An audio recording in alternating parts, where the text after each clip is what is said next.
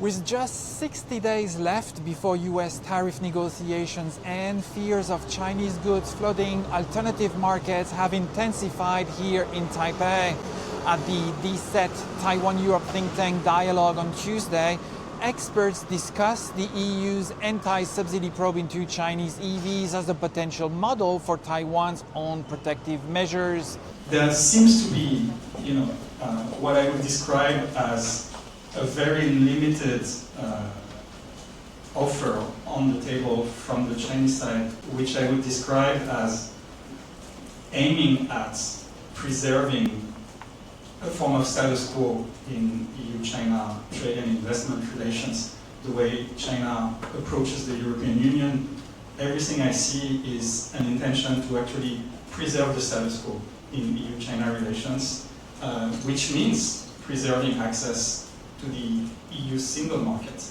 And here there's a mismatch between Chinese and EU priorities, because the EU priority has been for a very long time to change the status quo.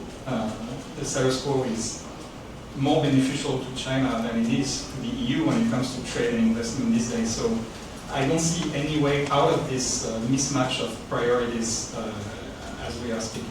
Taiwan and Europe now struggle to counter subsidized imports while shielding their export-dependent economies from potential Chinese retaliation. Discussions also move beyond defensive tactics to explore joint Taiwan-EU innovation strategies designed to compete with China's subsidized green tech and semiconductor industries.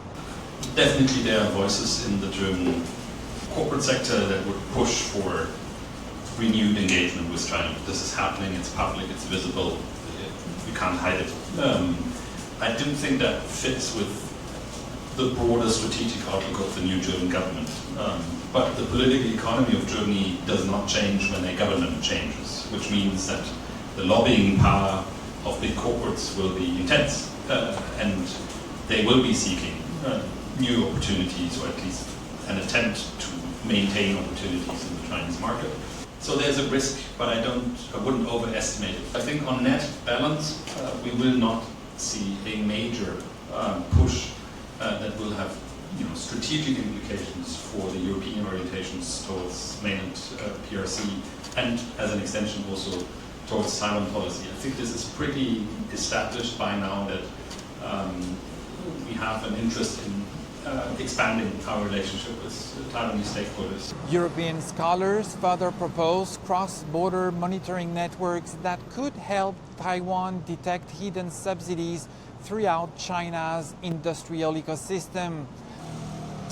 As Taiwan and Europe develop WTO-compliant responses, the emerging consensus emphasizes that coordinated international action represents the most effective counter to China's industrial subsidies. This is Dimitri Boyas in Taipei for TVBS World Taiwan.